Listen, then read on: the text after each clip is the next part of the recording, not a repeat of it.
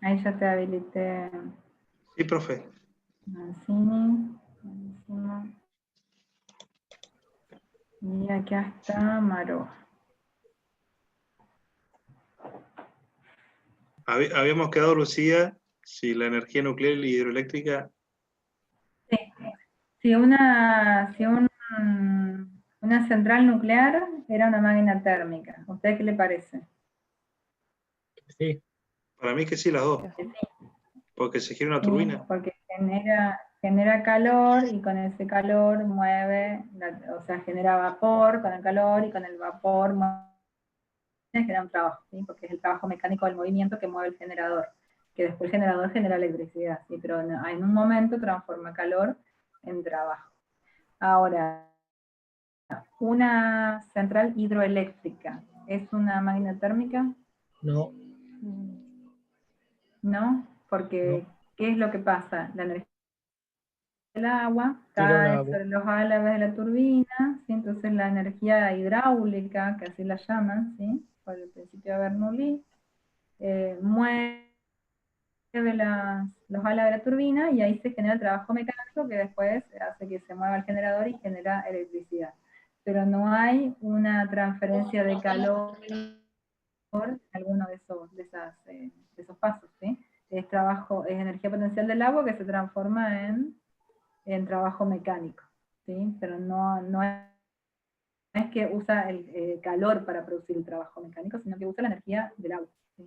Por lo tanto, la central hidroeléctrica no es una máquina térmica. Mancini, ¿querías preguntar algo? ¿Cómo, profe? ¿Querías preguntar algo?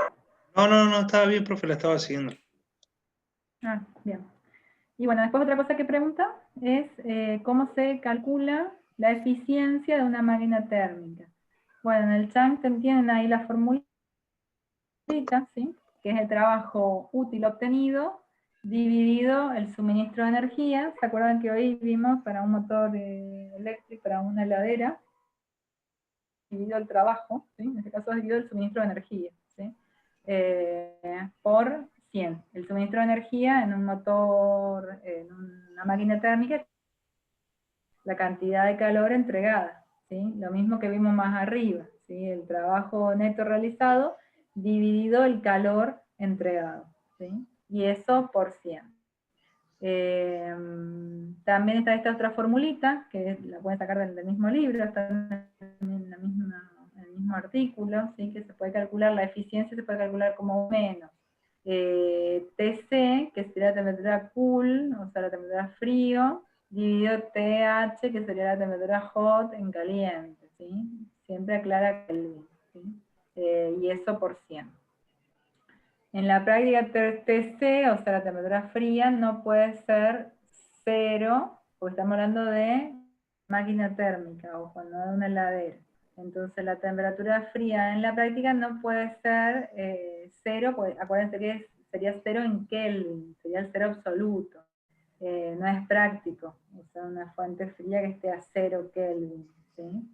Y TH tampoco puede ser infinito. Por lo tanto, ¿sí? Si es, o sea, ¿de qué forma la eficiencia sería 100%? ¿Sí? Porque es 1 menos TC sobre TH. Si hacemos 1 menos 0, sería 1. 1 por 100, 100. Eficiencia 100%. Pero para que eso dé 100%, este término debería ser 0. ¿Qué opciones tengo? O que TC sea 0, o sea que la fuente fría, la temperatura fría, sea 0, 0 absoluto, 0 en Kelvin, no es práctico, o que la temperatura hot, la temperatura caliente, sea infinita. Entonces, cualquier cosa sobre infinito es 0, ¿se acuerdan de matemáticas? Cuando tiene infinito, esta división va a ser 0, ¿sí? Pero ¿qué pasa? La temperatura hot tampoco puede ser infinita, ¿sí? Entonces, ¿qué sacamos en conclusión? Que en la práctica nunca voy a tener una eficiencia del 100%, ni siquiera cerca, ¿sí? Lo normal, por ejemplo, una central termoeléctrica tiene una eficiencia del 40%. O sea que de todo el calor que se libera del carbón quemado, solamente el 40% se convierte en trabajo mecánico de movimiento del eje, y el resto, el 60% del calor, se pierde en el proceso, ¿sí? Tienen baja eficiencia. Bien.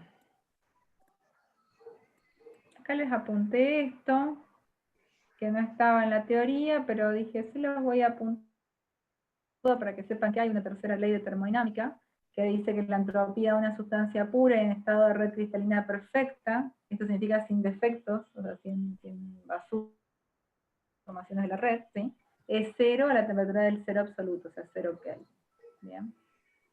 Y finalmente, otra cosa que pide, ¿qué son los CFC? ¿Y en qué año se firmó y de qué trata el protocolo de Montreal? Me van a decir, ¿qué tiene que ver esto con termodinámica? Bueno, estamos hablando de motores, de laderas, por ejemplo, y de gases que se usan para refrigerar. Bueno, entonces me parece importante ponerlos a investigar un poco sobre los CFC, sus efectos sobre la capa de ozono, y el protocolo de Montreal, que fue un ejemplo de acción internacional para disminuir el uso y la producción de los CFC, ¿sí? CFC son los clorofluorocarbonos, ¿sí? Son Profe, compuestos que tienen flúor y carbono. ¿Sí? ¿eso no estaban presentes los gases tipo CFC en algún momento en los aerosoles? Exactamente. Antes estaban los gases CFC aerosoles en heladeras y en otro tipo de matafuegos también estaban, ¿sí? Y también en materiales de construcción, por ejemplo, en los poliuretanos bandidos, en el propelente de poliuretano, por ejemplo. Tenían diversos usos los CFC. En el 87 se negoció el protocolo de Montreal, ¿sí?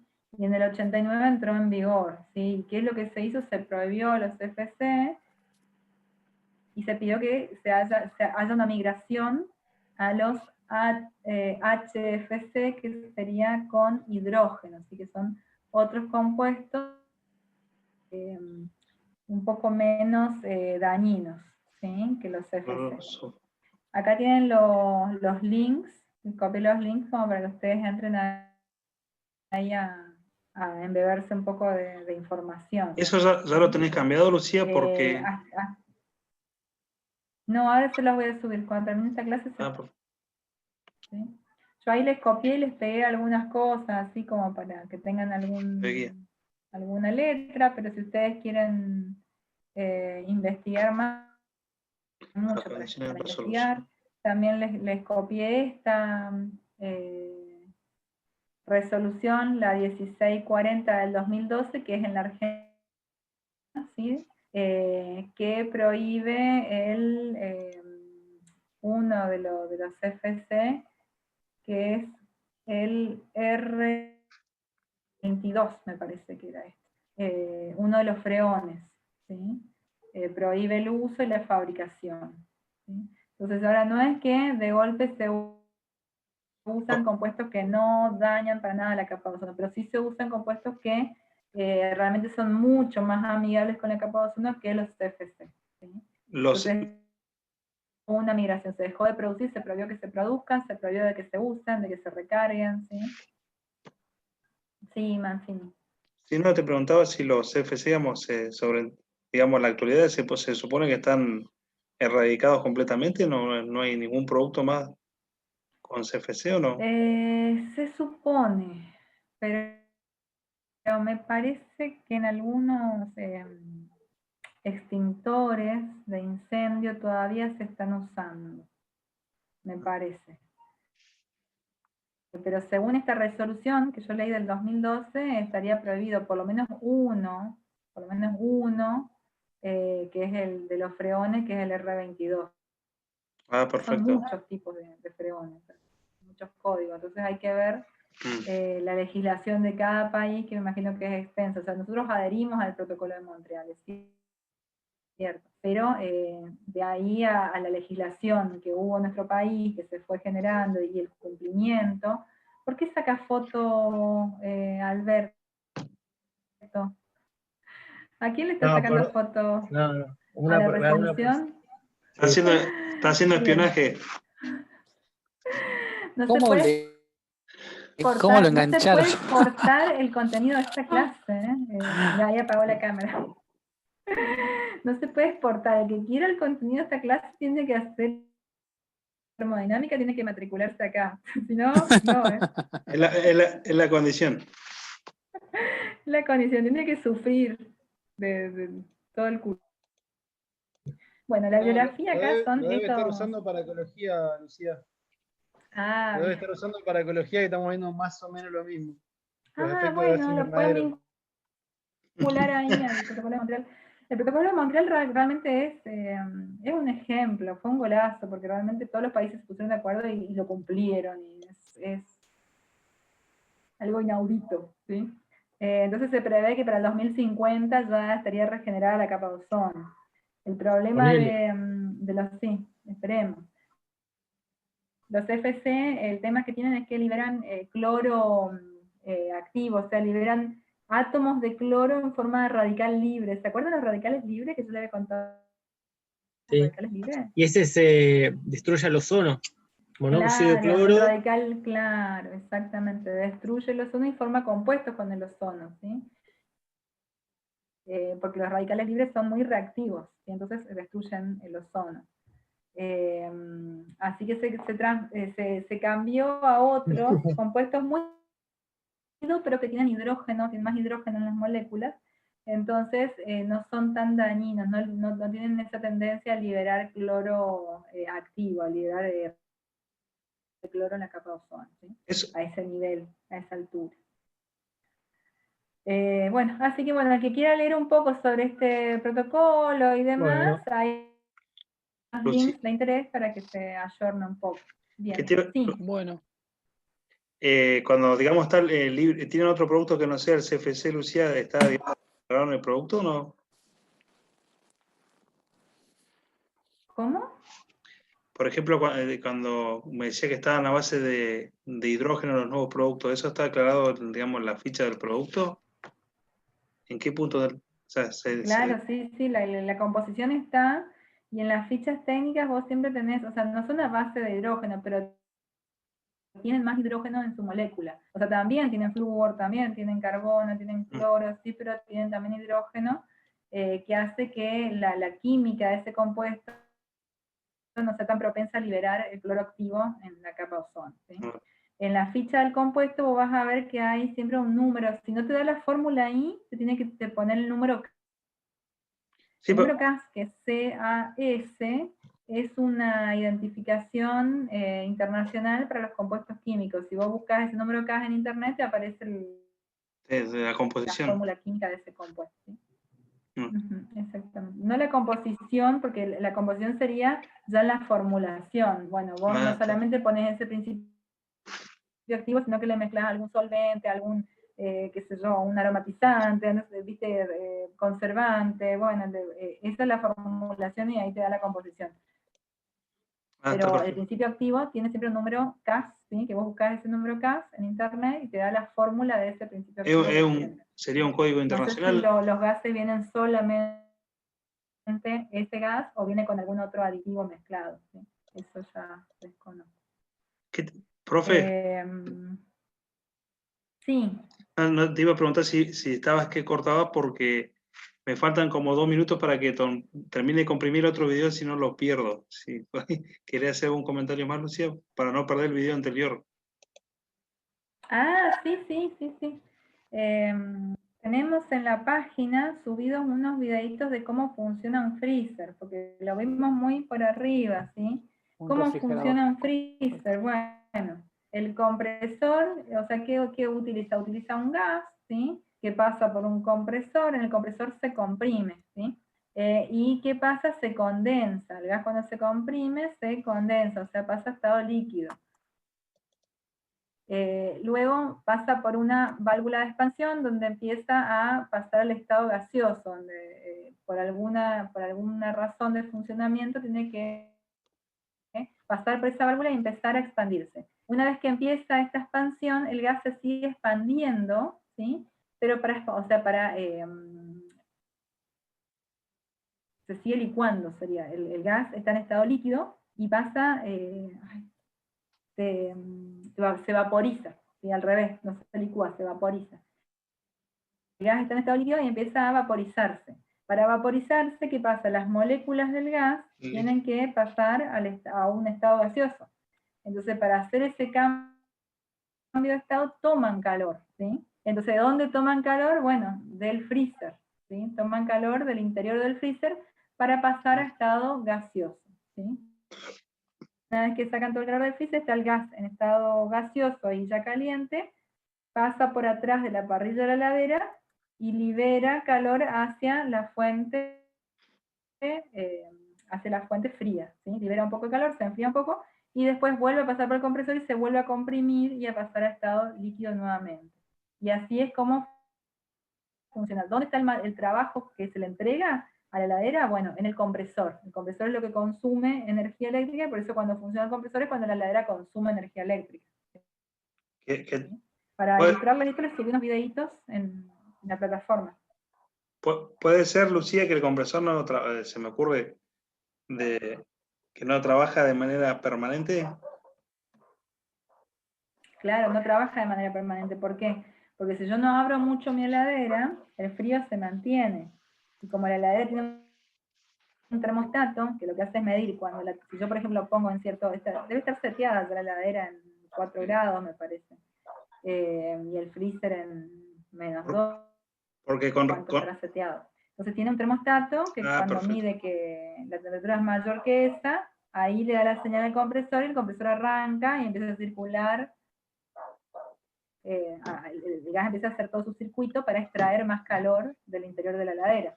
Pero si yo no la abro mucho, la temperatura se mantiene, ¿sí? Por lo tanto, como casi hermético, o sea, es casi un sistema aislado, casi, porque les dije no existe un sistema totalmente aislado. Si cerrada, no la abro mucho, bueno, no va a entrar calor, entonces se va a mantener fresca. Entonces el termostato siempre va a estar midiendo la temperatura que tiene que ser, ¿sí? Entonces nunca le va a dar la señal al compresor para que arranque. Eventualmente en algún momento se entrará un poco de calor y bueno, va a subir la temperatura, el termostato lo va a detectar, le va a dar señal al compresor, el compresor va a arrancar, y ahí cuando arranca el compresor es cuando consume energía eléctrica para funcionar, ¿sí? Entonces, ¿qué tenemos que hacer? Tratar de mantener cerrada la heladera para que no le entre calor, se mantenga. El compresor trabaje menos, si trabaja menos, consume menos. Exacto. O sea, por eso el consumo de la heladera no es el que nos da por cálculo de la potencia del, ¿sí? Sino porque el compresor no está prendido todo el tiempo. Prende, apaga, prende, apaga. Te decía eso porque hay una costumbre en el trabajo que dice que hay gente que trabaja como el motor de la heladera, ¿viste? Que trabaja 15 minutos y para 1 hora, por eso, tío. Sí. Sí, es así. Pero bueno. Sí, tal cual. Así que sí. Bueno, y para ilustrar esto, le subí en la plataforma, en la unidad 7, unos videos de cómo funciona un refrigerador, donde ahí hay unos muchachos que le explican con mucha paciencia todo el funcionamiento, ¿sí? Para cualquier duda que tengan. Entonces, bueno, ese gas que se utiliza para hacer ese ciclo, ¿sí? Se utilizaban los CFC y ahora se reemplazó por unos más amigables con el ambiente, ¿sí? Bueno, esto ha sido en resumen la última bolilla de la materia, ¿sí? Sepan que termodinámica va mucho más allá, es mucho más amplia, ¿sí? Hemos visto solamente un sobrevuelo por lo que es la materia, ¿sí? Así que espero verlos el próximo martes. Como les digo, de 6 a 8, desde 18 a 20, va a haber habilitado un tema de examen que hasta ahora solamente va a ser para Gisela, pero si alguno de sus compañeros desea rendir de 18 a 20, me avisan por mail y le cargo dentro del mismo tema. Y los demás de 19 a 21. Va a ser muy similar al examen anterior, quizás sea un poquito más corto para que no se desesperen con las 2 horas y alcancen bien a resolver, ¿sí? Así que nos Bueno, vemos profe, el buenísimo. próximo martes. Bueno, no. Bueno, Buenísimo. que tengan Bueno, linda semana. Igualmente, Chao, hasta profe. luego, Ya. profe. muchas gracias, Hasta Diego. luego, chicos. Lucía, Sí, Rocío, decime. tengo una consulta. Viste que yo en el primer parcial me saqué un 75%. Ay, otra vez se me apagó la cámara. Ahí está. Sí, Yo, ¿ves? si por ejemplo... sos vos, claro. yo porque tengo la luz Sí, apagada. pero yo estoy también en penumbra, no detecto la